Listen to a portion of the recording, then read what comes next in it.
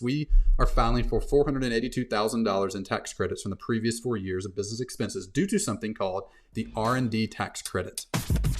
The IRS wants to give you money for creating better things in your business. Two types of people this would be an opportunity for. You have over $100,000 of total business expenses in the last 4 years. Person number two is just getting started. You don't have many business expenses yet, but project to over the next 4 years. For you, it probably doesn't justify the time right this second to drop everything you're doing and fully explore this. But it is a key thing that will save you / make you, depending on how you look at things, hundreds of thousands of dollars over the next few years. So step number one of this is to decide your personal risk and aggression level with taxes in general. So let me give you an example to illustrate this. I have some friends of mine who are extremely diligent with their money. They recently went and did a photo shoot for their business. They drove 8 hours down to the beach. They paid for the gas. They paid for the hotels. They bought their clothes for the shoot. They paid for hair stuff. They took zero deduction on that entire event. They didn't write any of it off as a business expense because they have 0 out of 10 risk tolerance.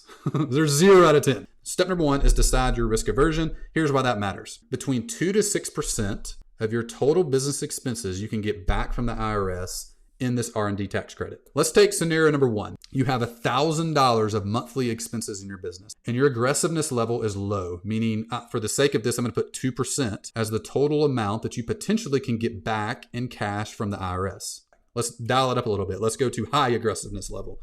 If you have $1,000 of monthly expenses, you have a 6% aggressiveness level, you can get up to about $3,000 back. R&D stands for research and development. The R&D tax credit is available to companies developing new or improved business components, including products like a course or a coaching curriculum or a book, anything you're going to make, a process, software, techniques, formulas, inventions that result in new or improved functionality, performance, reliability, or quality. If so, those expenses, meaning the wages, fees, the contractors, etc., all involved in creating products, processes, software, techniques, formulas, or inventions, are available at the federal and state level, with over 30 states offering a credit to offset state tax liability. I would never naturally think of our company as an R&D company. And that's why where I've heard about it in the past, I've never thought about it. I'm like, we don't do research and development, but it turns out we actually do a ton of research and development. If research and development is defined by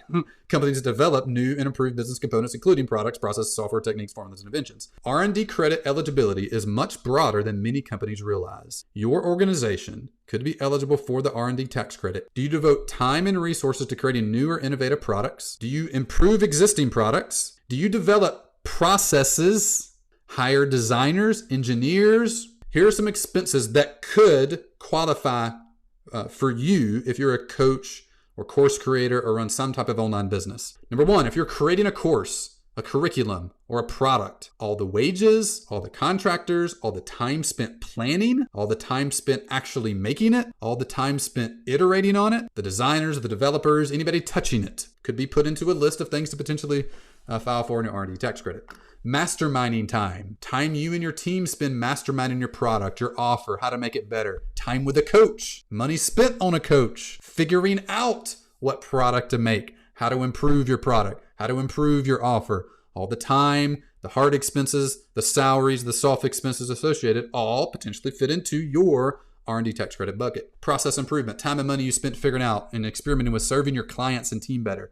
These are processes and formulas. Your MarTech expenses, your marketing tech, fees to run them, the people that touch them, your time on them, all those focus on improvement, refinement, and figuring out a new way or better way to do a thing and can fit into the process bucket. If there is a checklist for it internally, or there should be a checklist for it internally, put it on your list. It might be a process you have improved and qualifies for the R&D tax credit.